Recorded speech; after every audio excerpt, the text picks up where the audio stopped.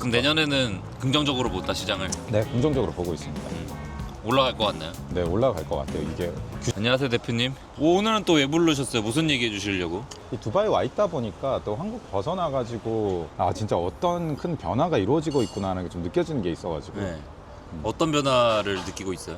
최근에 싱가포르도 갔었잖아. 네. 근데 싱가포르는 예전에는 그냥 싱가포르였던 것 같아. 그러니까 무슨 얘기냐면 금융 허브 하면 싱가포르.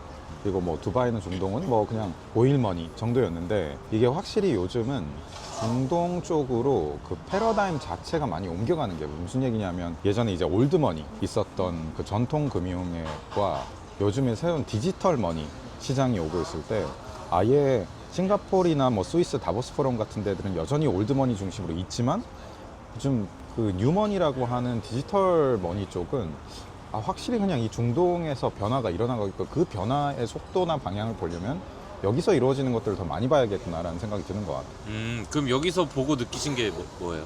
그리고 코인도 많이 보면은 뭐 디파이도 그렇고 스테이블 코인 RWA 뭐 막 한다 얘기를 하는데 사실 아직 계획적인 부분이고 어마어마하게 규모 있게 쓰는 걸 못 보다 보니까 많은 사람들이 잘 못 느끼는 것 같아. 챗GPT가 나오기 전과 후가 AI가 너무 달라진 것처럼 이 킬러 서비스 하나가 이제 나올 수 있느냐 없느냐에 따라서 사람들도 이제 블록체인, 웹3, 코인이 이게 뭐구나를 설명할 필요가 없는 때가 이제 오게 될 텐데 그 기점이 되는 게 뭐냐라고 하면은 사실 이제 규제 풀리고 기관화되고 하면은 그 킬러 서비스라고 하는 거는 그만큼 규모 있게 쓰여야 돼. 그럼 어떤 기업 한 군데서 하면 나오냐 하면 그건 되진 않을 거고 정부도 밀어줘야 되고 하는데 문제도 없어야 되고 그만큼의 자금 투입도 돼야 되고 어마어마하게 큰 서비스로 런칭이 되고 자금도 막 몰리고 동시에 글로벌로 돼야 되는데 그게 여기에서 이루어지고 있는 것 같아. 앞으로 진짜로 실사용이 되는 프로젝트? 그렇지. 허구가 아닌 프로젝트들이 앞으로 뜬다는 그렇지. 건가요? 그 프로젝트 컨셉이나 서비스는 지금까지 지난 몇 년 동안 계속 발전해 어느 정도 있는데 네. 문제는 그거를 그렇게 규모 있게 쓸 수 있는 환경이 안 돼 있다가 이제 뭐 물을 만나는 거지. 그래서 여기 뭐 아부다비 같은 데서는 내가 보기에는 전 세계 어떤 국가보다도 가장 가상자산에 대한 규제를 빨리 밀고 있는 상황이다 보니까 여기에서 기존에 나와 있는 좋은 프로젝트들이 여기랑 무언가를 만들어 간다라고 했을 때 심지어 좀 그런 중동 메타 같은 게 있지 않을까라는 생각이 들 정도인 것 같아요. 그럼 이제 우리가 지금 시장이 불안하고 무섭잖아요. 가격이 이제 비트코인 가격이 떨어짐에 따라 투자를 해야 되나 말아야 되나의 고민도 더 늘어나가는 것 같고 이런 움직임들을 봤을 때 내년 투자는 그러면 긍정적이다. 긍정적인 것 같아. 2017년에 비트코인이 한번 올랐다가 한번 내려갔었던 게 그때 한국의 김치 프리미엄이 50% 붙어가지고 1,800만 원 정도 올라갔다가 막 내려가서 이제 막 끝났다 막 이랬는데 그 뒤로 이제 뭐 그 몇천만 원 이상으로 올라가고 이런 변화들이 있었는데 그 큰 계단식 변화가 있는 것 같아. 처음에 비트코인 이더리움 뭐냐라고 했을 때 한 번 올랐고 이더리움이 이렇게 생태계가 확장되고 아예 그냥 가치 저장 수단 너머에 뭔가가 있구나 하면서 확 컸고 이번이 그 이제 세 번째 정말 대중화되는 단계인데 이게 진짜 실생활에 이만큼 들어오고 나는 킬러 서비스가 나오는 게 환경은 다 갖춰졌고 이미 있었던 것들이 결합이 되면은 내년부터 그 큰 서비스들이 나올 거라고 하고 그러니까 잠깐 얘기했던 것처럼 그 하나의 서비스만 나와도 모든 관점이 달라질 거야. 그거를 실행할 수 있는 그 코인 형태의 자산 모습이 명확하게 나올 거고 요즘 메인넷만 보더라도 옛날보다 월스트리트 기반 기존 전통 금융권이 쓰는 방식들을 많이 하고 있는 것들이 있고 그 기반까지 나오는 상태면은 하나의 서비스가 나오면 이제부터는 무조건 비교가 되겠지. 다른 코인들도 그 정도 서비스가 있는 것과 없는 것. 그러면 좀 듣다 보니까 이전의 알트코인 프로젝트들은 실사용도 없고 허구인 것도 많고 진짜 뭐 거래소 상장만 되면은 돈이 막 유동성이 몰리고 막 올라갔던 애들이니까 새로 나오는 제대로 된 프로젝트들한테 다 밀리겠는데요? 두 가지가 있을 것 같아. 그 새로 나오는 것들이 분명히 아예 뭐 2.0, 3.0의 방식으로 재패를 하는 것들도 있을 거고 근데 요즘 메인넷들 보면 그래도 꽤나 기민하게 움직이는 것들이 있어. 그리고 기존에 어쨌든 이 혁신을 주도하고 있는 것들은 그걸 아예 다 갖다 버리는 게 아니라 약간의 피버팅, 약간의 변화의 방향성을 재단만 잘 가져가더라도 변화에 있어가지고 가장 초기에 결합되어서 쓸 수 있는 뭐 기술이나 서비스 관점에서는 여전히 유효할 수 있죠.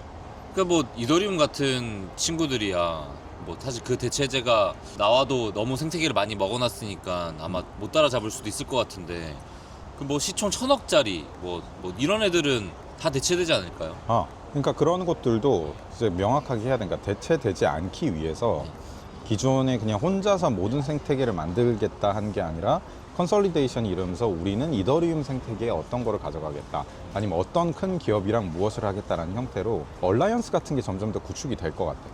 그게 있지 않으면은 말한 대로 이제 뭐 다 역사의 뒤안길로 사라질 수 있겠지. 나온 지 4년 5년 된 코인들은 이미 재단에서도 물량도 많이 없고 이미 사용자들이 다 가지고 있으니 재단 측면에서는 이 프로젝트를 운영하는 것보다 새로 제도를 하나 찍어가지고 만드는 게 낫지 않아요? 이제 기업들이 보통 확장을 하는 방식이 자체 개발을 하거나 아니면 인수를 통해서 가거나 뭐 협업을 하거나 하는 게 있는데, 때로는 그 인수나 협의가 훨씬 빠를 수가 있지. 우리가 기업이 혼자서 돈 들여서 할 거면 100억, 200억이면 할 것 같은데 그걸 왜 인수를 해서 막 1000억을 들여서 예를 들어서 왜 그걸 해서 할까라는 게 되게 비합리적으로 보일 수 있는데, 여기서 많은 사람들이 놓치는 거는 기업들이 전 세계 큰 기업이 하나만 있으면 그럴 수 있어.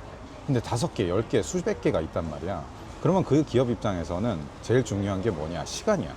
내가 6개월 이내 서비스를 내서 내가 퍼스트 무버가 돼가지고 시장을 먼저 장악할 거냐, 아니면은 돈 몇백억 덜 써가지고 3년 뒤에 출시해가지고 후발주자가 되어 있을 거냐에 대해서는 기대할 수 있는 수익률이 아예 다르겠지. 그래서 그런 관점에서 얼리 어댑터나 퍼스트 무버들은 그런 이제 어드밴티지를 미리 하고 있었다는 측면, 미리 경험을 축적을 했고 미리 그래도 발전을 해놨고 미리 개발을 해놨다는 부분들이 꽤나 큰 어드밴티지로 작용을 할 수가 있죠. 그러면 일단은 이제 이 변화에 뒤처지는 애들은 당연히 사라질 거고 기민하게 좀 이제 빨리 협업하고 움직이는 애들은 좀 오히려 좀 더 크게 성장할 수 있는 거네요. 그럴 수 있지.